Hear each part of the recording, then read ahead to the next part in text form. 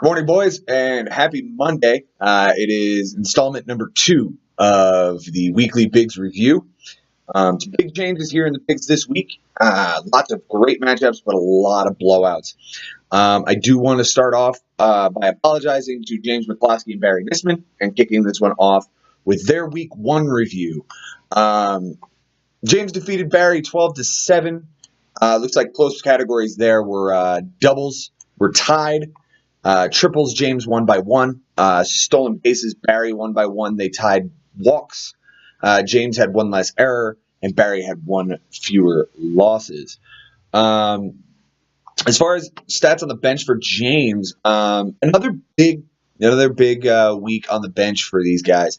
He went 30 for 99, which is a .303 batting average, 21 runs on the bench, 9 doubles, a triple, 3 homers, 12 RBIs, 3 steals, 9 walks, 22 strikeouts, and 2 errors.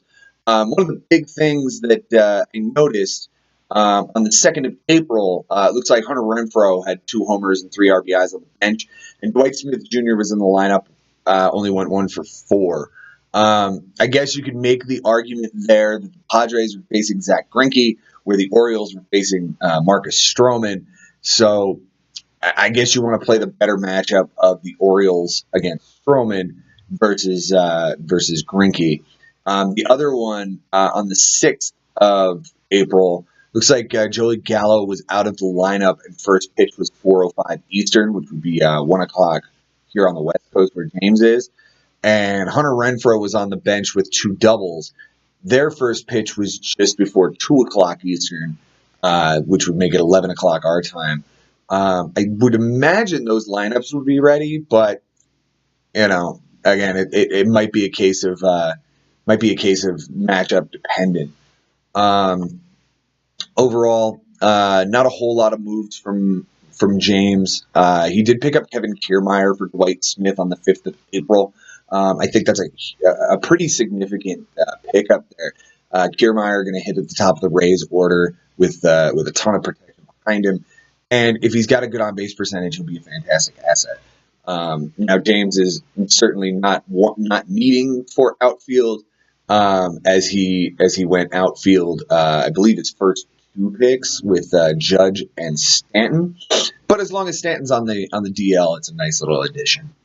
Moving on to Barry, it looks like he had a much better week as far as the counting stats on the bench are concerned. He went 6 for 35 with that's a 171 batting average, 3 runs, a double, 2 RBIs, a steal, 6 walks, and 6 strikeouts. It's about as strong as you can get on the bench.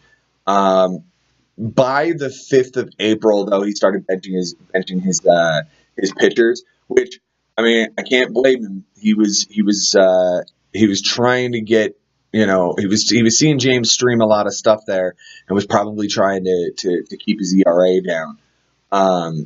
I'll get to more on that later. Looks like 4 pitchers on the bench with 3 bad starts and a relief appearance on the 5th of April. It was a great job benching those guys. He would have lost some homers and losses. The 6th, he had more pitching on the bench, 2 relief appearances, but a solid start from Trevor Williams. May have helped with ERA, but it probably wasn't worth it. And then finally on the 7th, which was Sunday, 2 more relief appearances, but they were both bad outings. Totally worth the bench. Good job, Barry. I'm going to give you a whole lot of credit for benching those guys. The key players of the week for James. Ultimately, this comes down to Cody Bellinger just having the most ridiculous first week of the season you could imagine. He had 455 with a 489 on base percentage, 7 homers, 18 RBIs, 17 runs scored. I'm not going to say Cody Bellinger himself outscored some of these teams, but he probably outscored half of those teams' outputs in the first week. It was absolutely gross to look at.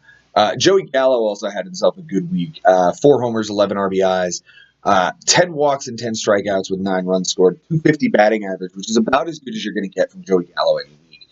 He's only going to hit about 200. But the on-base percentage is what you really draft him for. 447 for the week. Solid week for him. And Johnny VR was good. Johnny VR gave James a 353 batting average, a 371 on base, 6 runs, 2 homers, and 4 RBIs.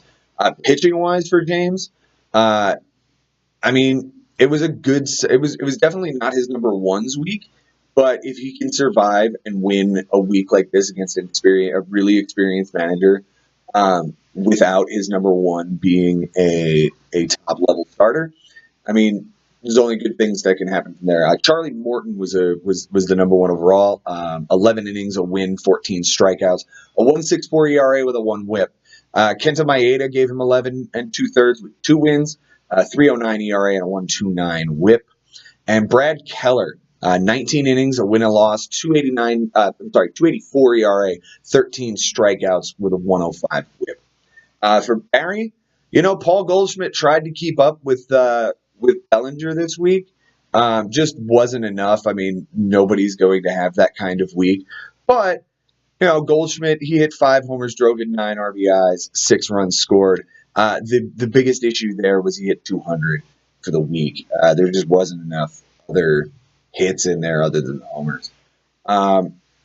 Alex Gordon had himself a good week, 7 RBIs, 7 runs scored, 273 batting average, and a 452 on base. And Starling Marte, 3 RBIs, but 2 steals, and 3 doubles and a triple. A good week from Starling Marte, even though he only hit 219. For pitching for Barry, it's Felipe Vasquez. 2 saves, no earned runs, 4 relief appearances.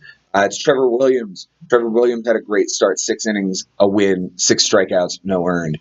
And Julio Teheran, who might have had another great start for Barry this week, so long as he played him last night. 3.60 ERA, 14 strikeouts, 10 innings, but did not get the win. Overall, I feel like James could have done a whole lot better in this matchup, given the stats left on his bench. But I can't blame him for not playing Renfroe, like I said earlier. And he's not going to play more guys he drafted higher than Renfroe.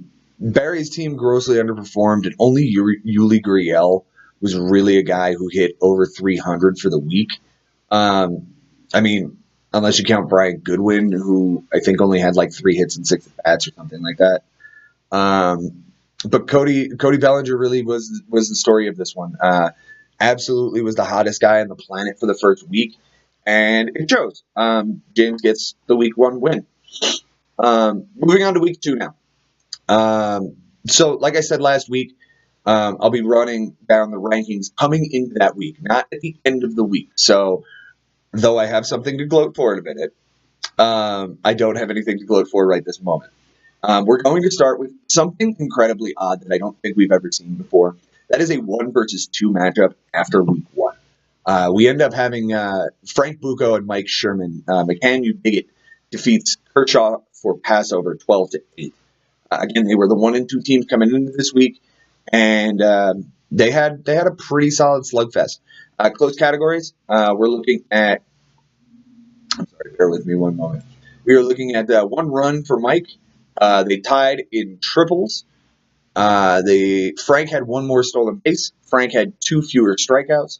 They tied in wins, and Frank had 1 more save.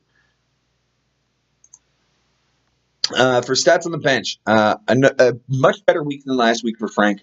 He went 6 for 23 with a 261 batting average, 5 runs, 2 doubles, a homer, an RBI, 4 walks, and 5 strikeouts. The only thing that I saw that was a bit questionable was on the 10th of April. It looks like Mitch Haniger was on the bench with a 2-run homer. It was an 8:15 Eastern start time, and Josh Phegley did not play at a 7:05 start time at catcher, but Buster Posey was in the lineup at his utility spot at a 3:45 start. All he would have had to do at that point was put Posey into the catcher slot when Posey was announced as a starter, move Phegley to the utility spot, and if he planned on benching Haniger anyway and Phegley plays, it's no harm, no foul. But if he sees that Phegley's not going to play, he has the ability to move Haniger into the lineup. Those are the kind of moves I'm going to highlight. Something that, due to start times and position eligibility, will certainly allow you to get more stats into your lineup. And that's why I look at stats on the bench. If you can get those stats into your lineup, especially just by manipulating a couple of players with start times. I'm going to point it out. Frank made a lot of moves this week. I'll probably highlight one particular one shortly, but some of them were. I mean, he had a couple of really great moves this week. Toward the end of the video, I'll do a highlight portion of the best pickups and starts and bad starts and things like that. But for right now, one of the big names that he picked up this week was Dan Vogelbach. He picked him up on the 8th. And Vogelbach has been pretty damn impressive in the short time. I mean, it's Seattle. Everybody's hitting in Seattle for some reason. It must be something in the water. But Dan Vogelbach had a good week. The other big move that Frank had this week, he dropped a former MVP, a former Rookie of the Year, and a former top 5 catcher in Buster Posey for Flavor of the Week, Mitch Garver. I get it. I've played the hot hand at catcher before, but I've also drafted Buster Posey and he's won me championships. Granted, that was 4 years ago. It was 5 years ago. It was 2014. But you know, he's an all-star, and you figure, yeah, he's off to a slow start. I understand why. I just don't know that by season's end you won't regret it. But you very well might make us all look silly. Moving on to Sherman. Sherman had one of the best weeks as far as leaving bench stats. Like having a few things on the bench. He went 3 for 17, which is a 176 batting average, 3 RBIs, 3 walks, and 6 strikeouts. He only made a couple of moves toward the end of the week to try to stream some starters to make the innings minimum, and to try to win innings, which he did. Key players this week. Mitch. We'll start with Frank since he won the week. Mitch Haniger had a good week. 7 runs scored, a triple, 3 doubles, 2 homers, 6 RBIs, a 348 batting average, but a 333 on base percentage. That usually equates to a couple of sacrifices somewhere in there. Josh Phegley, as mentioned earlier, Phegley had a great week. A 350 batting average, 2 homers, 7 RBIs, 5 runs scored. Finding that guy off the scrap heap has been huge for him.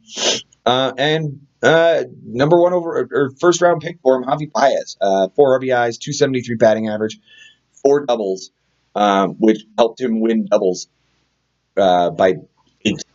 The only thing, again, you don't like, no walks and 7 strikeouts over the week. Javi Baez is going to Javi Baez. He's if he can learn to. I heard this a couple of years back that if he could lay off of the 2-strike slider away, he'd become Manny Ramirez. And I think he put a lot of that into last year.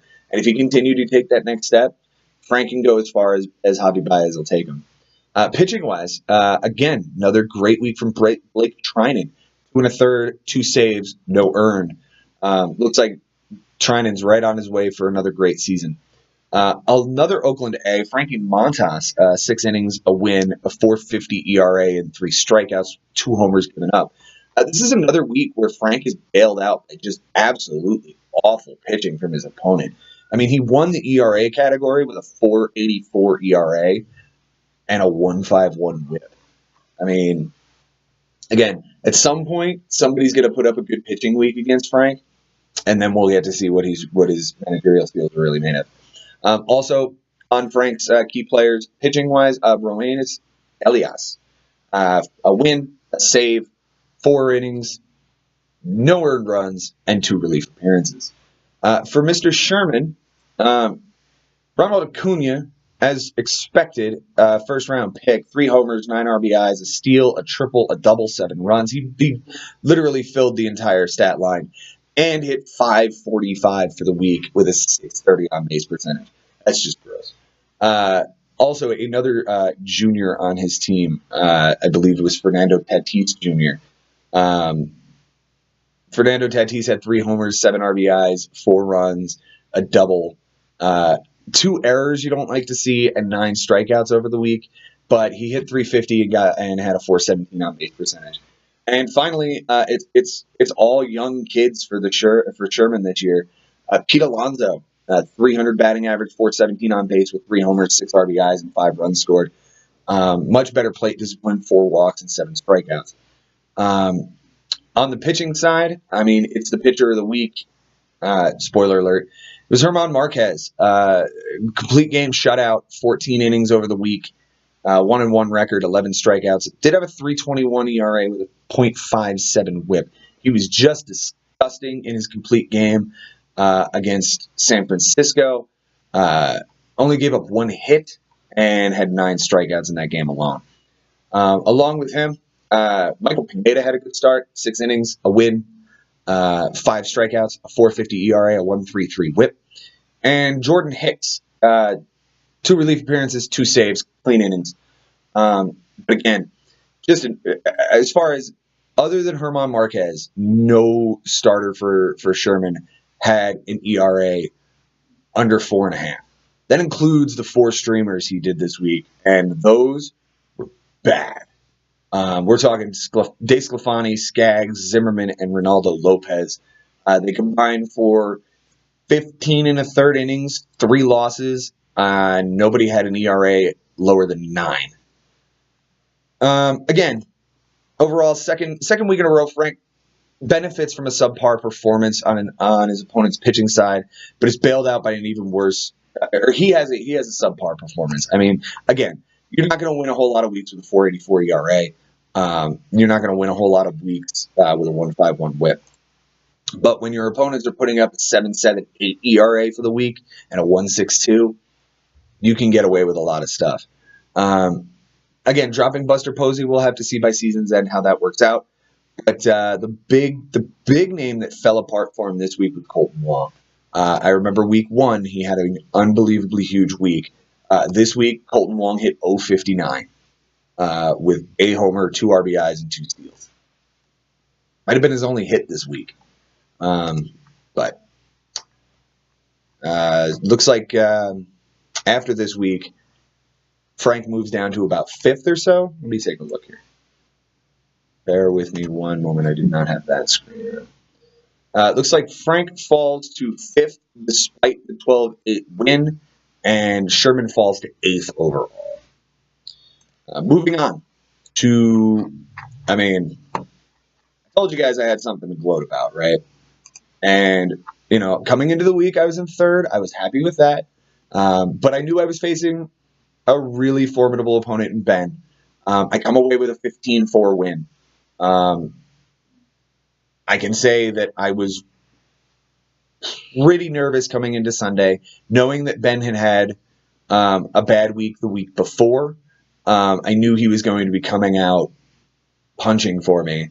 Close categories this week. Ben won runs by 1. I won by 1 triple, 1 homer, 2 RBIs, a win. We tied in walks. We tied in losses, and Ben had 2 fewer walks by a pitcher. Left on my bench, 4 for 22, a 181 batting average, much better than last week. A run, a double, an RBI, 3 walks, and 9 strikeouts. The majority of those stats come on the 13th. Did not write down who that was, so bear with me one moment while I pull it up. Looks like Garrett Hampson went 1 for 4 with a double and an RBI. Just in hindsight, I could have gotten him in if I moved Moncada, because it looks like Chapman and Oakland was postponed due to weather. But it might be a case of time. In any event, it didn't hurt me too bad. It's not a stat that I lost. I only made 3 moves on the week. I tried to chase relief appearances toward the end, which I ended up losing by 3. For Ben, Benny told me that he said he left a lot of stats on the bench. I didn't see as far as percentage stats. He only had a 194 batting average, which was 12 for 62. However, those 12 hits were pretty significant.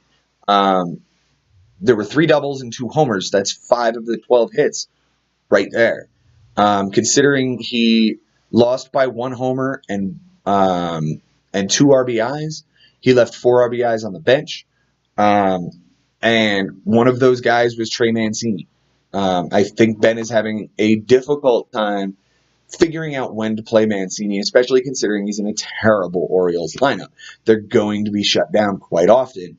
And, you know, it's just a hard balance. You know, he's carrying quite a few guys on his team that have the same sort of position eligibility. You know, he's not going to play him over Joey Votto. And then it's a lot of guys who have different skill sets, and it's situational. You know, it's situationally important to decide who he's going to play. But let's see. He made a bunch of moves. Again, mostly chasing relief appearances, which he did better than I did. No argument from me there. He ended up picking up that one kid who got the save for Seattle early in the middle of the week, but then dropped him again after he didn't get another relief appearance. Key players for the week from my team. First one that sticks out is Matt Chapman. Matt Chapman had 2 homers, 6 RBIs, a .364 batting average, a .417 on base percentage with 2 doubles and 4 runs scored. Eloy Jimenez hit his first 2 homers of his career in the same game. 2 homers, 4 RBIs, a .381 batting average, a .435 on base, 3 runs, and a double. And Michael Conforto, .286 average, .464 on base, 7 big walks. And considering we tied in walks, I will take all of those walks from Michael Conforto that I can get.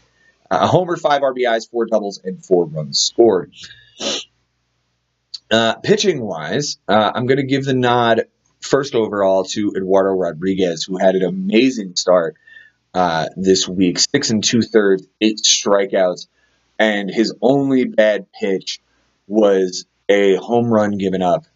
And I was watching this game, and he had the guy 1-2 and threw this disgusting fastball, an absolute hair down and in, to where it caught the plate per the strike zone on ESPN, but the umpire didn't call it.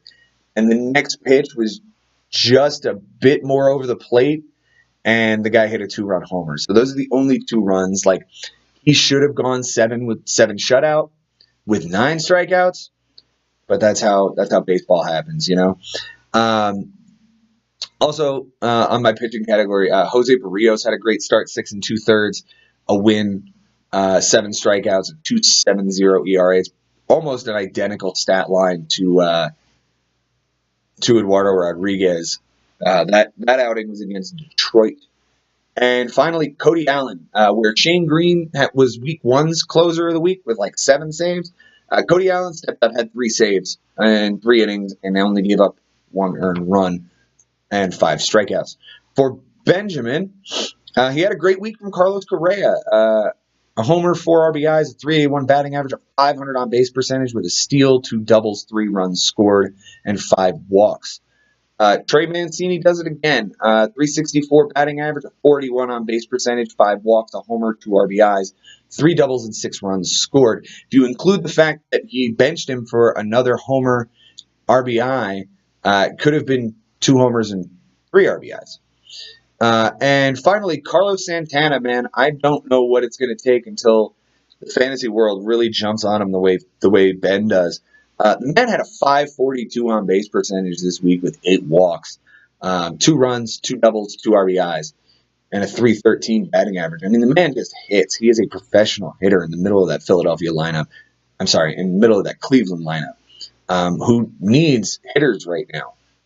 Because, again, Jose Ramirez looks like the 2nd week in a row he hasn't shown up for Ben. An .077 batting average, a .111 on base percentage. He's not walking. He's only got a double and a run for the week in the counting stats. That's rough.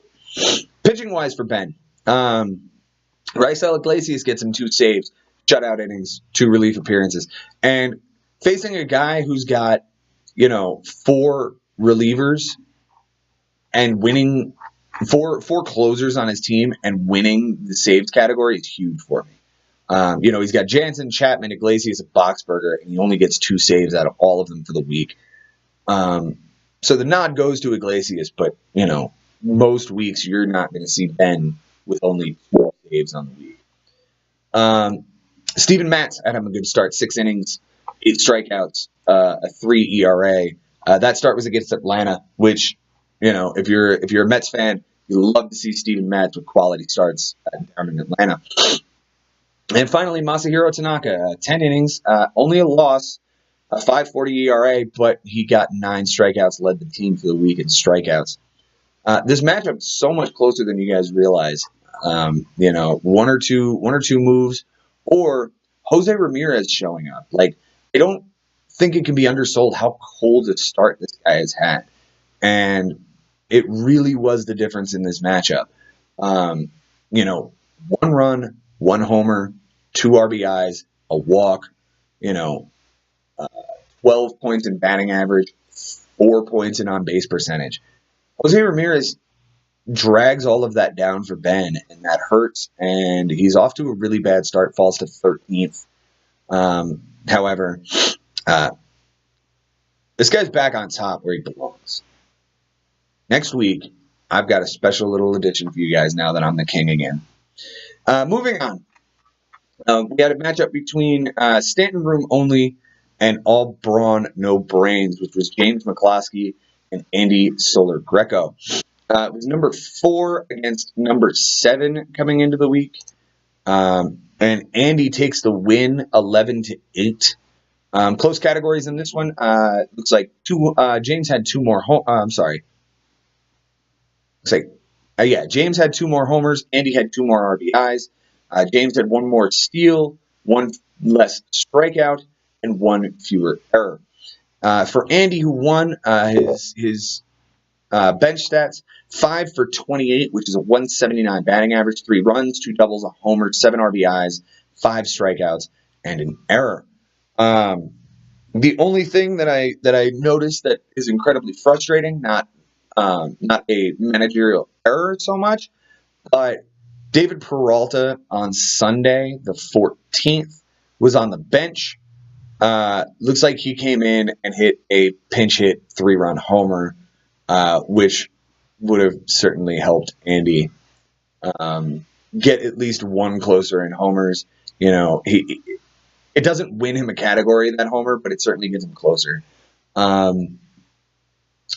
The ad drops are fairly unremarkable.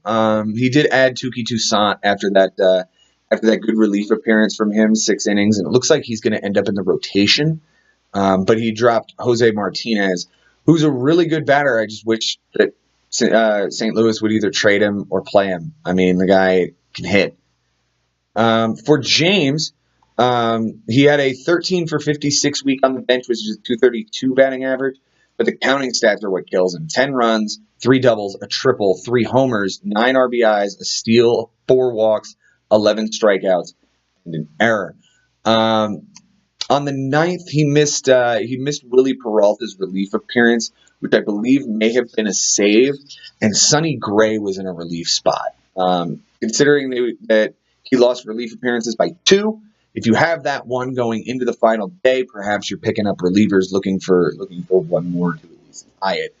And on the 11th, he did not have any stats on the bench, but he only had 1 starter going due to rainouts and days off for rest. He went 1 for 10 on the day, and to win as many offensive categories as he did, having a day where basically he got nothing, is a testament to his offense, but it's also a testament to Andy's bad week, which I'll get to at some point. Moves for James, again, nothing sticks out huge. Dropped Evan Longoria is about the biggest name to drop there, but I understand he's off to an awful start as well. I didn't pull up his numbers, but it sounds like he went, sideways. For Andy, key players, there's only 2 offensive players that I'm going to highlight here. One is Anthony Rendon, who I'll get to that trade later. Anthony Rendon hit 360 with a 370 on base percentage, 2 homers, 8 RBIs, 6 runs, and 4 doubles. And the only other hitter to hit over 250 for the week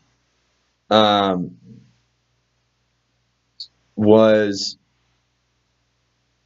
Nelson Cruz, though he didn't do anything as far as counting stats are concerned. The guy I want to highlight is Ramon Laureano, who had 5 runs scored, a homer, and 3 RBIs. 250 batting average, 286 on base percentage. Just an awful week for Andy offensively. You know, Jesus Aguilar hits 167. Ryan Braun hits 083. Billy Hamilton hits 100. Nomar Mazara hits 182. Francisco Cervelli hits 154. Like, it was just a bad week all the way around for him. Pitching wise, though, that was where he dominated. Brett Anderson was a great pickup for him. 12 2/3 with a win, 7 strikeouts, and a 2.84 ERA with a .95 WHIP. Justin Verlander, I believe this team will go as Justin Verlander goes.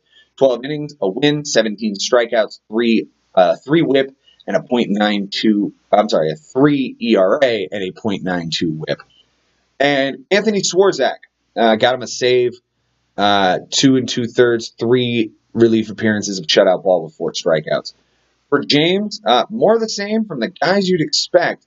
Cody Bellinger, 364 batting average, a 517 on base percentage with 7 walks, 2 steals, 2 homers, 4 RBIs, a double, 5 runs scored. The man is absolutely on fire. Aaron Judge also gave him a good week, a 316 batting average, 462 on base percentage, 2 homers, 4 RBIs, 5 walks, and 5 runs scored. And finally, Gene Segura basically filled the stat line with the exception of steals. 308 batting average, 379 on base, 3 runs, a double, a triple, a homer, 4 RBIs, and 3 walks. Pitching wise for James, it wasn't bad. It was just a couple of bad starts. Nick Pivetta specifically jacked up his ERA. So did Hyun-Jin Ryu before he got hurt. Brad Keller gave him a good start, 6 2/3, 10 strikeouts, a 1.35 ERA, a 1.2 WHIP, 5 walks, but the 10 strikeouts were against Cleveland in a game they won, and he got the win. Fantastic outing from him. Charlie Morton, another one, 9 2/3, so that's 2 starts, 11 strikeouts, 2.79 ERA, and a 1.34 WHIP. Those starts were against the White Sox and Toronto. He got a win out of one of them. And finally, Jameson Taillon, who is his number 1, 8 innings, over 2 starts, looks like a 3.38 ERA, a 1.75 WHIP, 8 strikeouts. Bad start. Well, it looks like probably a rain-shortened start against Chicago on the 8th, but then 6 innings of solid ball against Washington, getting him a no decision, unfortunately.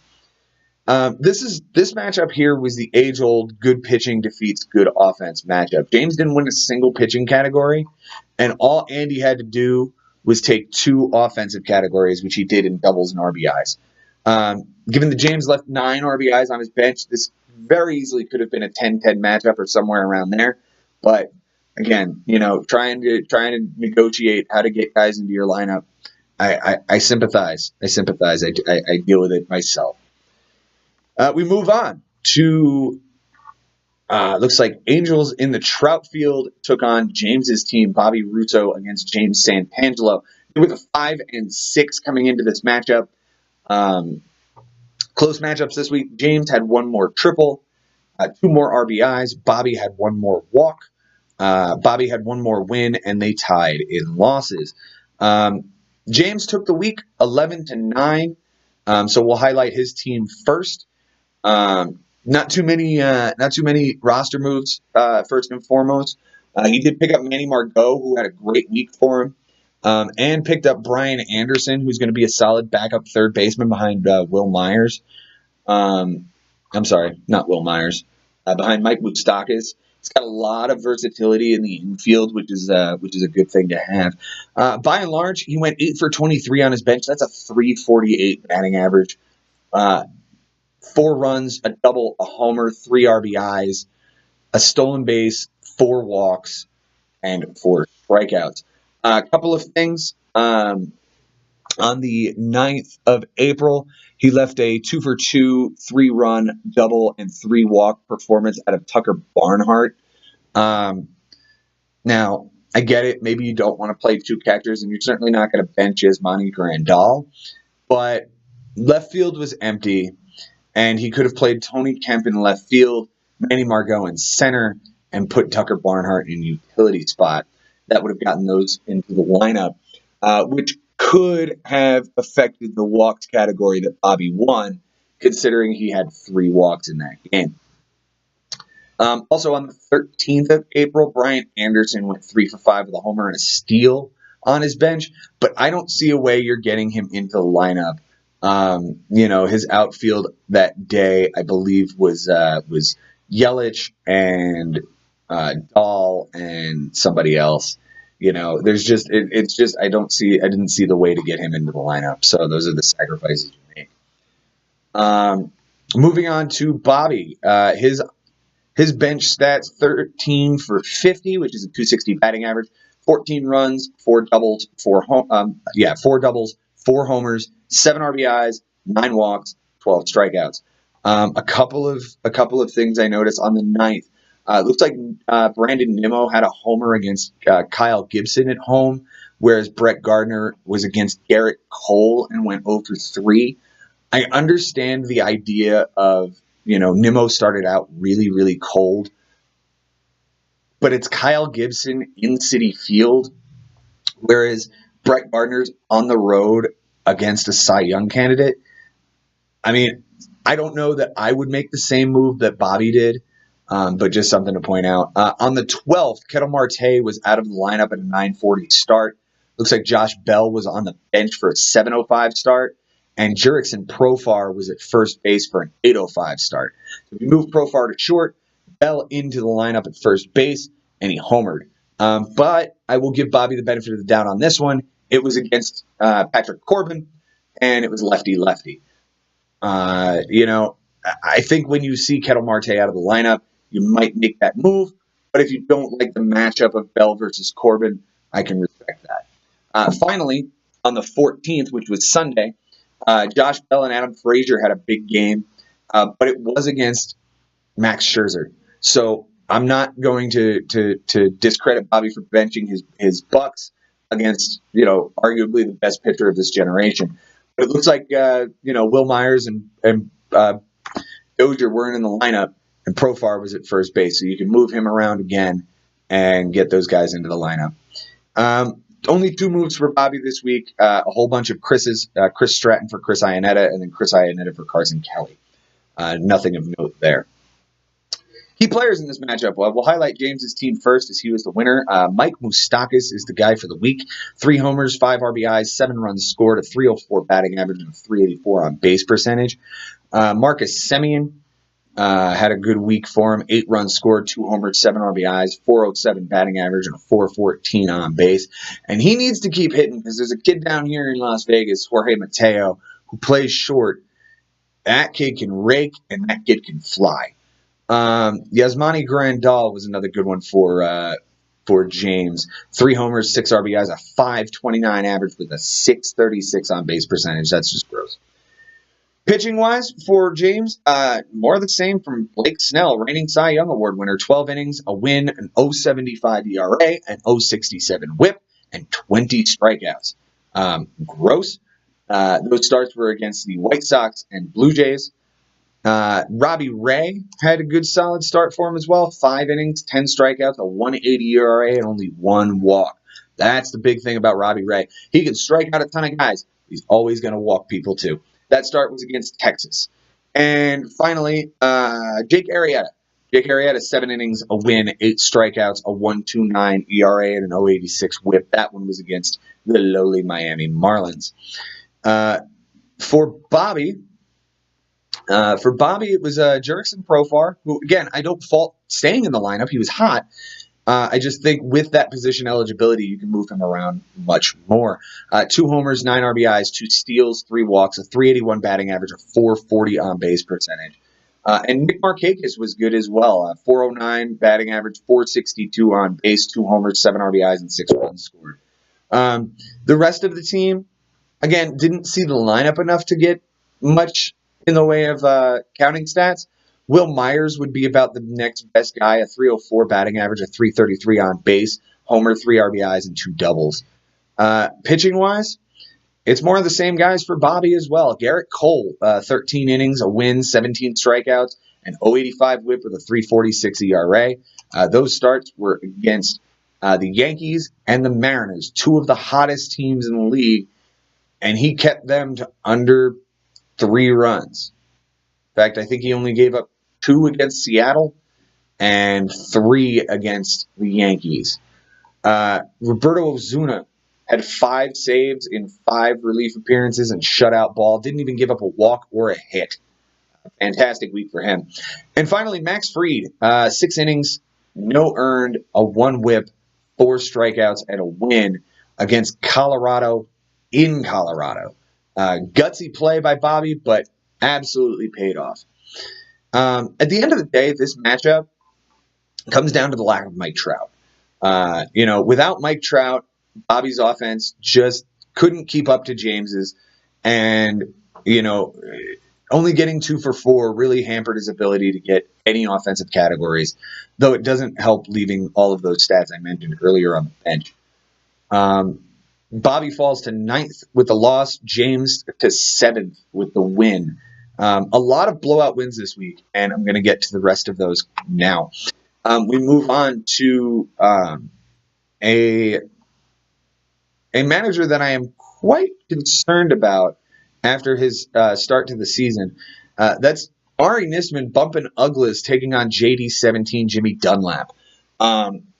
They came into this week number 8. Jimmy was number 8, and Ari was number 15.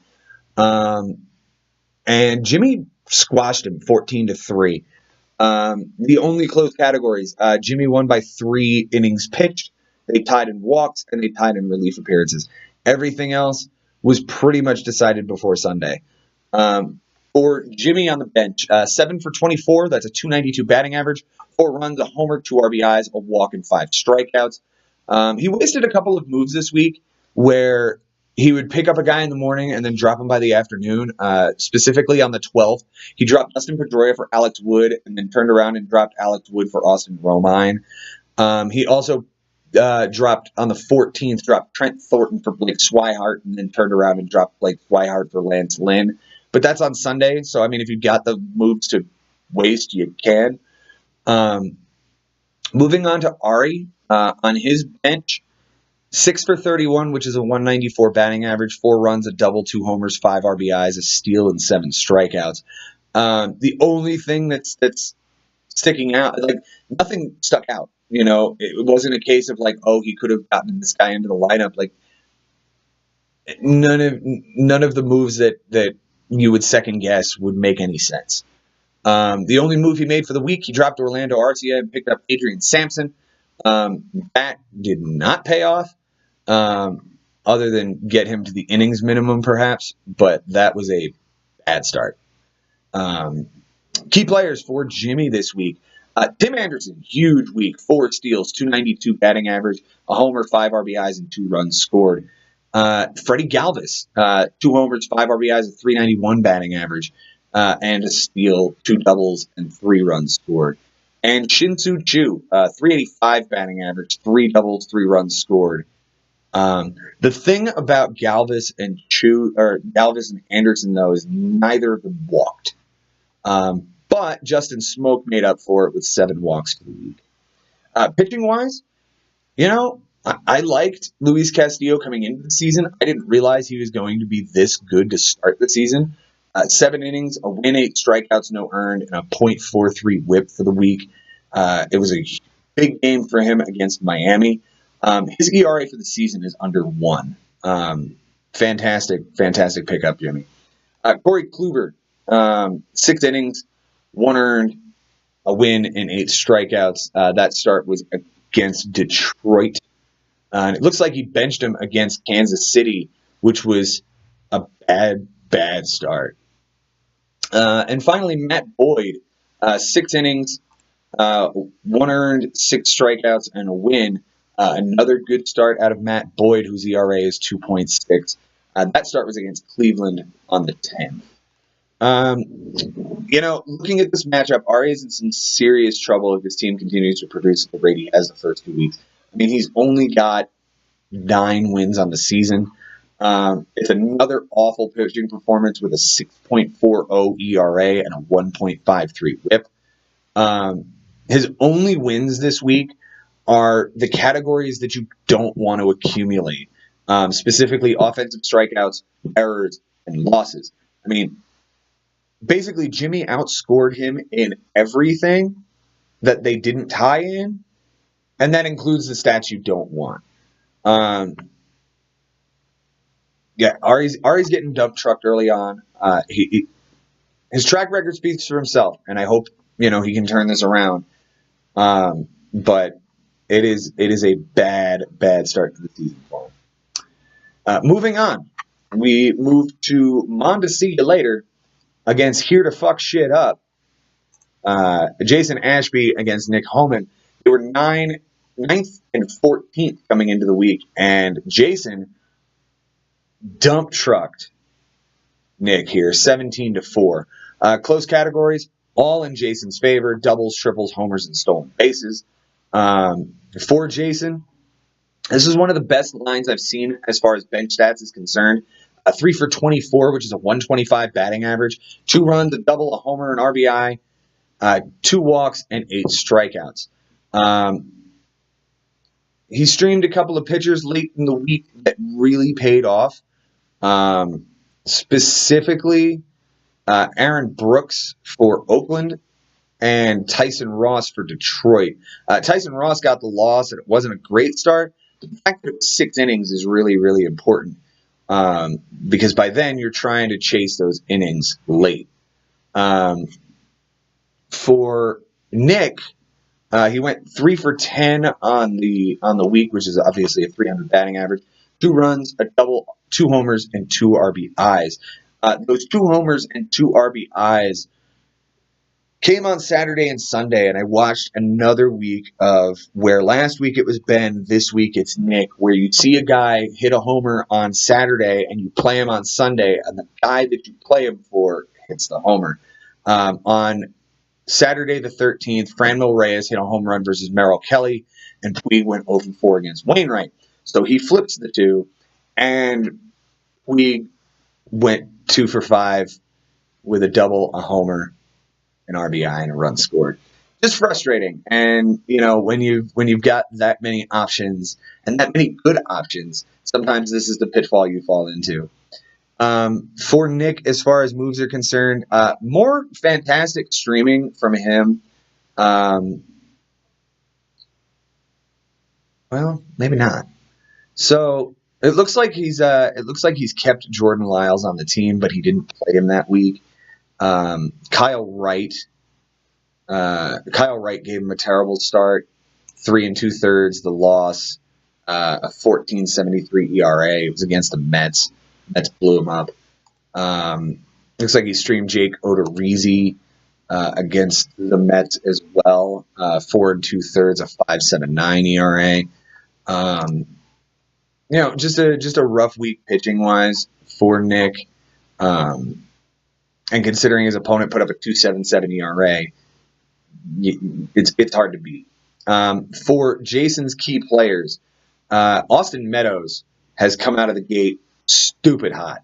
Not quite Cody Bellinger hot, but stupid hot. 545 batting average, 630 on base, 4 homers, 12 RBIs, 2 doubles, and 6 runs scored with a steal. Adalberto Mondesi, who he just traded away, a 310 batting average, a 364 on base, a homer, a triple, 2 doubles, 6 RBIs, and 4 steals. And Domingo Santana stays hot, 367 average, 8 RBIs. The offense clicked really well for him, and his pitching was no slouch. Derek Holland, gave him 13 innings, 346, 15 strikeouts, a 115 whip. Patrick Corbin had a good start for him. If I can find him.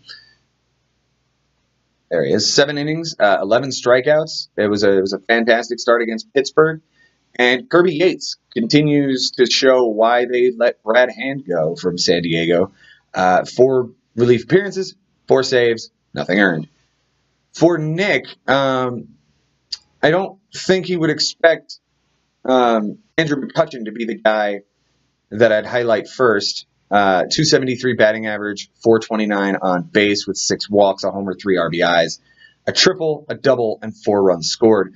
Elvis Andrus gave him a good week as well. He filled the stat line, a triple, 2 homers, 7 RBIs, 2 steals, a 529 batting average, and a 556 on base. And finally, Eddie Rosario, big week for him, 2 homers, 6 RBIs, 438 batting average, 471 on base. As far as pitching is concerned, again, it was a bad week for Nick. Highlight Shane Bieber, 7 innings, a win, nothing earned, a .57 whip against Detroit. And then Craig Stammen gave him 4 relief appearances.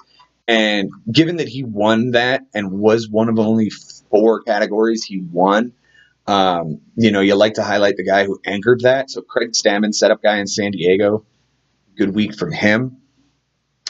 And Colin McHugh got a win, 6 innings, 9 strikeouts against the Yankees.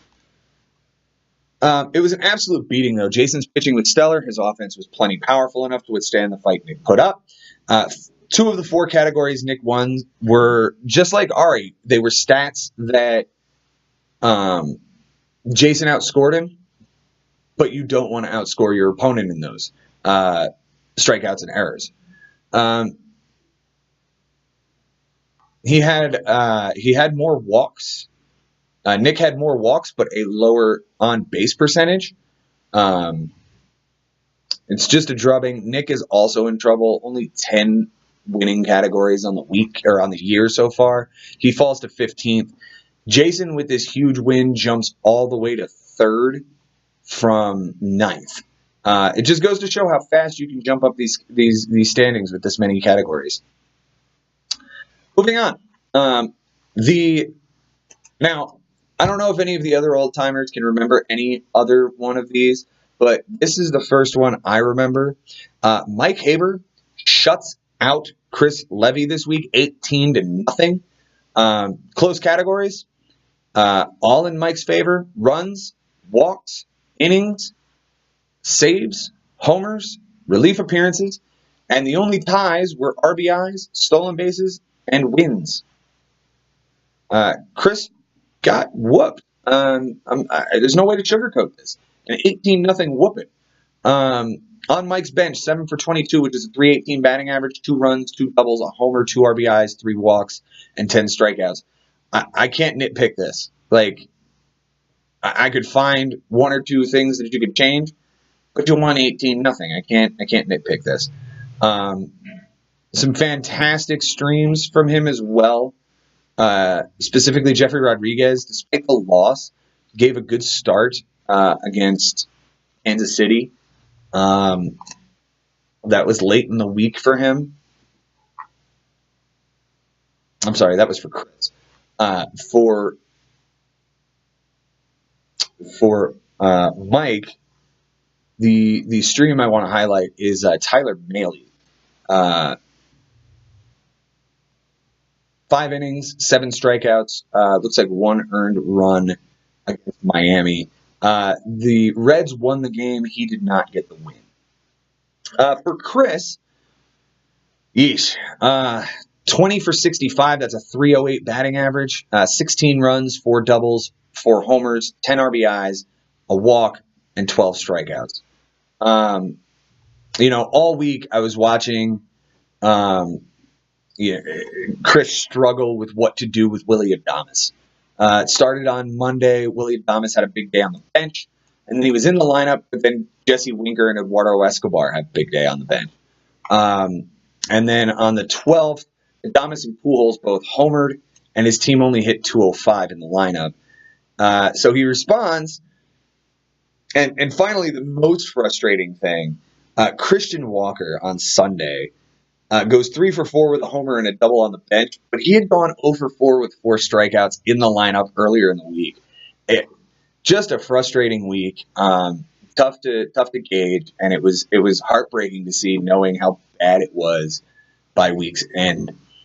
Key players for the week, for Mike. For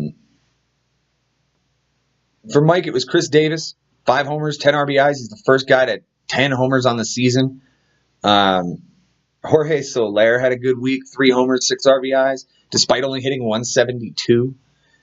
Eugenio Suarez had 2 homers and 4 RBIs with a 438 batting average and a 550 on base percentage. And Paul DeJong deserves some credit here as well. 5 doubles, certainly nearly single-handedly won you that category. For pitching, Madison Bumgarner didn't have the greatest week, but 13 innings and 10 strikeouts and a win is solid. Just a 4.85 ERA hurts because he did give up, looks like 5 runs over 6 to San Diego on the 8th. Vincent Velasquez was a solid start, 6 innings, 4 strikeouts. You think Vinny Velasquez would have more strikeouts? He is a strikeout pitcher, but 6 innings against Miami with 4 strikeouts, you'll take that every time. And finally, Will Smith, another solid week, a save, 3 relief appearances, and it was one of only 2 saves to win the week for you. The other one coming from Pat Neshek. For Chris, he did have a fantastic week out of Jose Altuve, 6 homers and 10 RBIs with a 400 batting average and a 407 on base. But just not enough. Like it was basically half his offense. Jesse Winker gave him 3 homers and 5 RBIs, a 385 average with a 500 on base percentage. And Willy Adames, when in the lineup, was good. These numbers could be better. He had a 333 with a 412 on base, 2 RBIs, 2 doubles, and 6 runs scored. Again, could have been a lot better, but just had a rough time figuring out when he was gonna play. Moving on. We'll move to the other Haber brother. This is Josh Haber. Well, I'll be damned, facing off against Barry, Plainview Dodgers. And Josh gets the win here, 10-8. They were number 13 and number 16 coming into the week. Close categories this week. They tied in triples. They tied in RBIs. Barry had 1 fewer loss. They tied in homers. And Josh had 1 fewer walk by a pitcher. On the bench for Josh, 7 for 31, a 226 batting average, 5 runs, 3 doubles, a homer, 4 RBIs, 2 walks, 11 strikeouts, and an error. The only thing that I saw was Brandon Lau was a guy that he should have highlighted this week. Looks like on Tuesday he went 2 for 3 with a homer, but Eric Hosmer didn't play in the utility spot. Now, I'm not suggesting that you play Brandon Lau over Eric Hosmer, especially considering the start times. Tampa Bay started at 2 p.m. Eastern. San Diego didn't start until 9:45. I get it. You didn't have time to you just didn't know Hosmer wasn't going to play. The next day, looks like Atlanta and Colorado were postponed with Albies in the lineup, and Lau went 1 for 4 with a double and a run. Again, depending on start times, depending on when they announced the postponement of Atlanta and Colorado, you couldn't have gotten in there. But it looks like this kid's hitting, and it looks like he needs to be in the lineup, if not every day, as often as humanly possible. Josh did not make a single roster move for the week, so we move on to Barry. Barry, 9 for 43 on the bench. That's a 209 batting average. 6 runs, a double, a triple, a steal, 4 walks, 12 strikeouts, and an error. The roster moves, he did add Mitch Moreland, which adds some power to his lineup, and a backup first baseman to Paul Goldschmidt. He did drop Rick Porcello, who is off to an absolutely awful start. For key players for Josh for the week, we're going to move to that. It looks like Marcell Ozuna had a big week, 4 homers, 8 RBIs, 368 batting average, a 400 on base, with 5 runs and 2 doubles. Brandon Lau, as I stated, when in the lineup, he even hit 385 with a 429 with 2 homers and 5 RBIs. It's just a shame he could have gotten more out of that. And Josh Donaldson, 2 homers, 3 RBIs at 391 batting average, at 517 on base percentage. Is it 2015 or this guy's suddenly starting to rake. Homers in back-to-back games Saturday and Sunday. Look out. The Braves might have got something here. Pitching-wise for Josh, Chris Archer had a 7-inning, 1 earned run performance against Washington, and it looks like he's serving a suspension now. So you might miss him this week. Cole Hamels, 8 innings, 1 earned. Just a solid start against the Angels, 6 strikeouts. And Andrew Miller, 3 relief appearances, all without an earned run, and 5 strikeouts. For Barry, looks like more of Alex Gordon to be praised here. A 462 average, a 481 on base, a homer, 5 RBIs, 5 doubles, and 4 runs scored. Xander Bogaerts had another good week. A homer, 6 RBIs, a 438 batting average, a 524 on base percentage, 2 doubles and 6 runs. And Yuli Gurriel, 250 batting average, homer, 6 RBIs, a triple, 2 doubles, and 3 runs scored. Pitching-wise for Barry, it wasn't terrible. Like, he won ERA and WHIP, and that was certainly with the help of Felipe Vasquez, 2 saves, 2 2/3 shutout ball, .75 WHIP. Trevor Williams again with a nice start, 6 1/3, 3 strikeouts, a 1.11 WHIP with a 2.84 ERA against Washington. And Ryan Presley, another guy who gave him a save and 3 relief appearances and a win. 3 1/3 innings, all shutout ball. It looks like he gave up 1 hit over the entire time with 5 strikeouts. Good bounce back week for Josh, though each of these teams is 6 to 7 games under 500 right now. Plenty to look at and appreciate from each team, though, as Josh had a great offense and Barry held his own in the pitching categories. They moved to 11th and 12th, respectively, from 13th and 16th, so they start to climb the ladder and dig themselves out of that early hole. That covers all of the matchups for the remainder of Week 1 and all of Week 2. What I did get from you guys is that you wanted to also hear about best categories, best weekly pickups, best starts, worst starts, best streamers, stuff like that. So I'll give you those now. The best pickup of the week offensively was Josh Phegley by Frank. 350 batting average, 5 runs, a double, 2 homers, and 7 RBIs. And especially as a catcher, I think this was part of the reason that Frank felt like Buster Posey was expendable. Pitching wise, Brett Anderson by Andy, 12 2/3, a win, 7 strikeouts, a 2.84 ERA, and a .95 WHIP. Fantastic guy to grab, plug in, and then get rid of after the 2-start week. The best start of the week obviously goes to German Marquez with his complete game shutout. 1 hitter, 9 strikeouts for Mike Sherman. The unfortunate part of that is that Mike Sherman also has the worst start of the week, which is Carlos Carrasco's 2/3 of an inning, an 81 ERA, a 10.50 WHIP with 1 strikeout, a homer, and obviously took the loss. The best streamed pitcher of the week goes to James McCloskey. He picked up Kyle Davies, who gave him 7 innings, a win, 129 WHIP, and 6 strikeouts. A 129 ERA with a 114 WHIP. The worst streamers, I found 3. Adrian Sampson, as I mentioned earlier with Ari, 4 innings, 4 strikeouts, 2 homers, a 15.75 ERA with a 2.50 WHIP. And the other 2, I didn't catch who did them, so forgive me.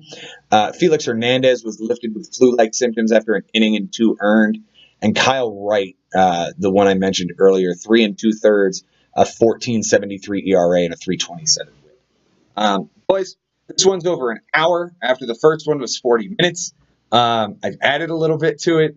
I actually had to do an extra matchup, so my apologies for its length. But let's make it another great week. I'm the champ. I'm in first place now. Come get me.